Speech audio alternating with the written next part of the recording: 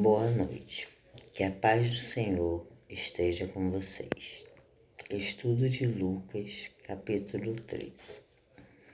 Serenidade e misericórdia refere-se provavelmente aos seguidores de Judas Galmitez, que se opôs ao pagamento de títulos a César e a submissão ao governo romano. Um grupo deste Galileu tinha vindo a Jerusalém para uma das grandes festas, e quando apresentavam as suas ofertas no templo, Pilatos mandou uma companhia de soldados que o matou e misturou seu sangue com as dos sacrifícios. Alguns julgavam que esses galileus pagaram bem pelos seus pecados, mas Jesus ensina que nem sempre o sofrimento é uma prova de culpa. Outros que não têm sofrido na calamidade perecerão, afinal, se não se arrependerem. A lição principal deste trecho é a necessidade universal do arrependimento para com Deus. Como o apóstolo pregava em Atenas, Deus anuncia agora a todos os homens que se arrependam. Há uma coisa em que o Senhor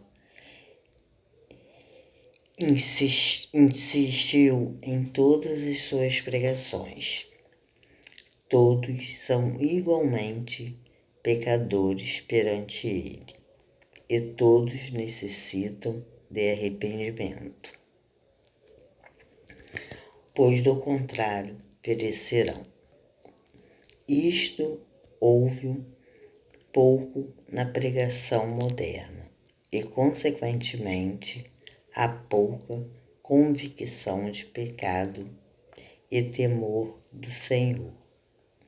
Este arrependimento é descrito como segue: é arrependimento com Deus e deve ser seguido pela fé para nosso Senhor Jesus Cristo.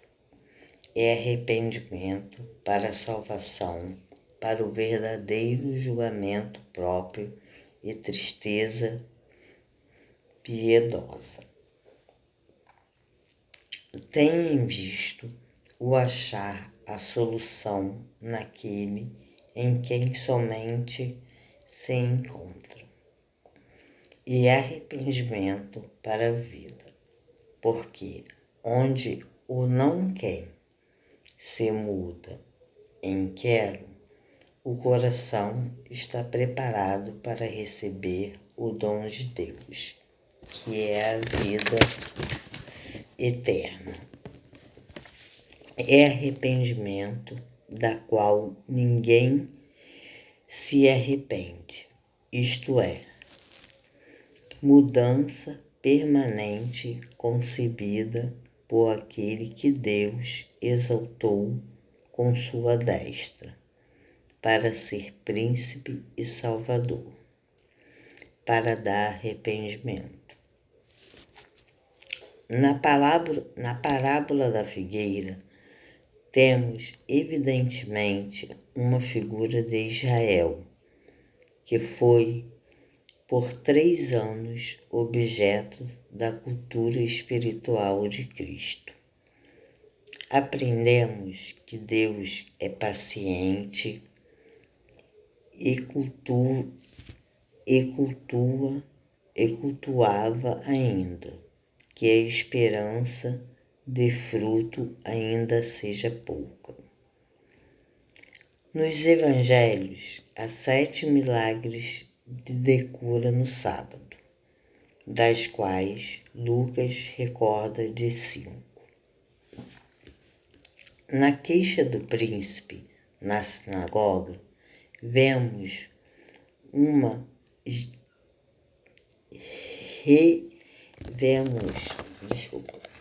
vemos uma religiosidade acanhada e exigente quanto à observância de preceitos e cerimônia, mas sem apreciação da graça de Deus, que dera o sábado aos homens como alívio e não como pecado de carga. Na mulher paralítica, vemos necessidade, sofrimento prolongado, acompanhamento. Acanhamento. Ela não pediu a cura. Aproximação. Ao menos ela chegou perto de Jesus, semelhante a alguns descrentes que frequentam a casa de oração. E vemos que, afinal, ela glorificou a Deus. Em Jesus, vemos observação, interesse, compaixão, contato, pois as mãos sobre ela a curou. Sendo erguido pelo seu misericordioso,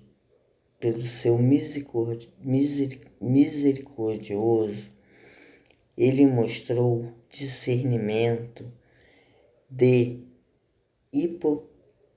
hipocrisia de adversário, uma compreensão sã da significação do sábado, um conhecimento do que convinha em semelhante caso. Qual é a nossa atitude para com o sábado e o primeiro dia da semana? Como foi que os primitivos crentes se ocupavam no primeiro dia da semana?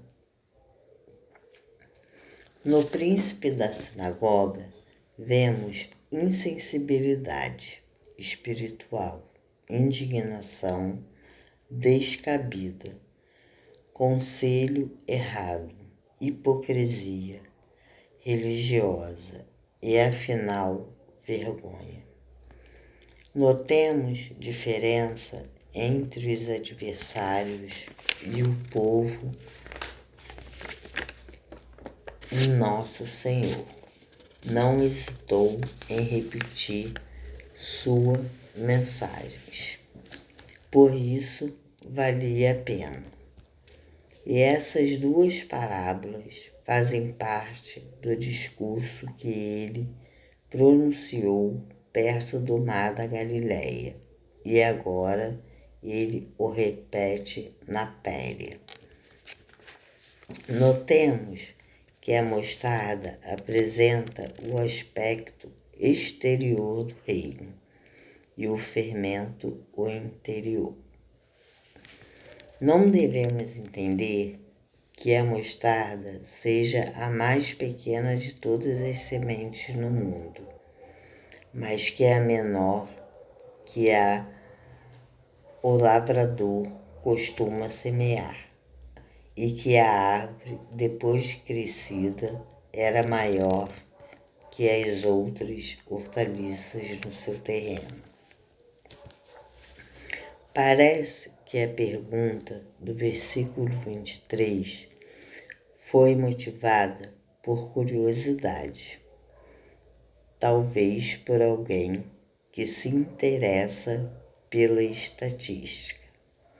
Jesus imediatamente a transforma em assunto de urgência pessoal, porém se dirige não somente a quem fez a pergunta, mas a outros também. Aprendemos que, para entrar na posse de todo o bem que pode haver para nós em Cristo, é preciso um propósito de energia que muitos futuramente terão o desejo, quando essas bênçãos não mais serão oferecidas.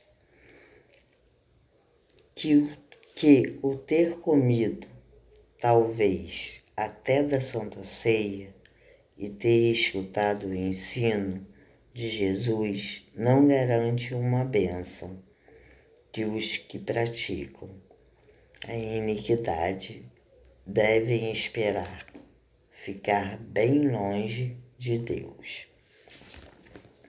Ao porvir, e que, ao contrário, muitos de lugares remotos entrarão no gozo do reino. O lamento sobre Jerusalém é um dos trechos mais eloquentes e mais tocantes dos evangelhos. Notemos as palavras quais eu e não quiseste. As palavras, a nossa casa, dai-nos a entender que Cristo não mais a reconhecia como casa de Deus. O fim do versículo 32 deve ser: no terceiro dia serei entregue. Leia-se. No versículo 35, a nossa casa será abandonada por nós. Palavras do Senhor. Quem gostou, dê um joinha, compartilhe e me sigam. Amém.